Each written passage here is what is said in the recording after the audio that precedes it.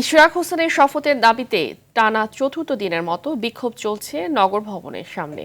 সমর্থকদের অভিযোগ, ইশরাক হোসেনকে দায়িত্ব বুঝিয়ে দিতে টালবাহানা করছে সরকার। এরই মধ্যে অবস্থান কর্মসূচির পাশাপাশি আগামীকাল থেকে নগর ভবন ব্লকেট ঘোষণা করেছে ইশরাক সমর্থকরা। কায়েস রাহাতের রিপোর্ট। চলতি বছরে ২৭ মার্চ নির্বাচনী ট্রাইব্যুনাল পুরাতন ফল বাতিল করে ইশরাক হোসেনকে বৈধভাবে ঢাকা দক্ষিণের নির্বাচিত মেয়র ঘোষণা করেন। ২২ এপ্রিল প্রকাশ করা হয় গ্যাজেট। এরপর বেশ অনেকদিন অতিবাহিত হলেও এখনো শপথ নিতে পারেননি ইশরাক হোসেন। তারই জেরে ৪ দিন ধরে নগর ভবনের সামনে বিক্ষোভ করছে তার সমর্থকরা। দাবি দ্রুত দায়িত্ব হস্তান্তরের। আমাদের বিএনপির প্রাণের দাবি, নগরবাসীর প্রাণের দাবি, ইশরাককে কেন মেয়র হিসেবে শপথ বাক্য পাঠ করানো হচ্ছে না? এটা নিয়ে কোনো তালবাহানা করলে চলবে না। আমরা চাই ইশরাককে মেয়র ঘোষণা করছে, ইশরাককে মেয়র করতেই হবে।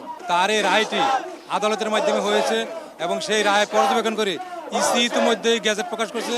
সুতরাং এই সরকারের দায়িত্ব ছিল ইশরাক হোসেনকে শপথ পড়িয়ে তার দায়িত্ব পৌঁছে দেওয়া। এরই মধ্যে আগামীকাল সোমবার বেলা ১১টা থেকে ৩টা পর্যন্ত অবস্থান কর্মসূচির কথা জানান ইশরাকপন্থীরা। সেই সঙ্গে ব্লকেট ঘোষণা করা হয় নগর ভবন।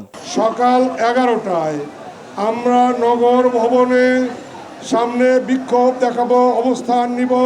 নগর ভবনের কার্যক্রম আগামীকালের জন্য বন্ধ করার জন্য আমরা ব্লকের কর্মসূচি ঘোষণা করলাম। এ সময় বিভিন্ন স্লোগানের পাশাপাশি স্থানীয় সরকার উপদেষ্টা আসিফ মাহমুদের পদত্যাগের দাবি তোলেন তারা। কায়েস রাহাত, RTV, ঢাকা।